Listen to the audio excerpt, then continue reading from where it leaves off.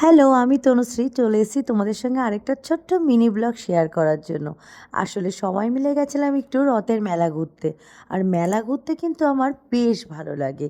ভেতরে গিয়ে দেখি জগন্নাথ দেবকে এত সুন্দর সাজিয়েছে যে কি বলবো। পুরো চোখটা একদম জুড়িয়ে গেল। বেশ অনেকক্ষণ ধরে তাকিয়েছিলাম জগন্নাথ দেবের দিকে। আর পাশে যে নাম কীর্তন হয়েছিল এত সুন্দর ভাইবস ছিল, কি বলবো। আংশু তো একদম নাচা শুরু করে দিয়েছে। যাই হোক, তারপর সেইখান থেকে বেরিয়ে পড়লাম মেলা ঘুরতে।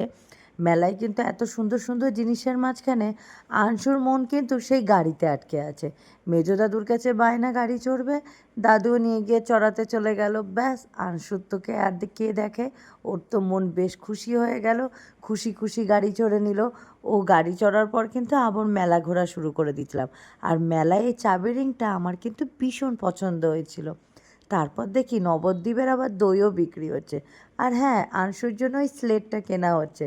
আর তার মধ্যে আমি একটু এঁকে দেখে নিচ্ছি স্লেটটা ঠিকঠাক আছে কিনা। আর্টটা কেমন করেছি একটু বলবেন কিন্তু কমেন্টসে। তারপর আংশু তার পছন্দের বেলুন কিনে গুটি গুটি পায়ে চলে এসেছিলো বাড়িতে।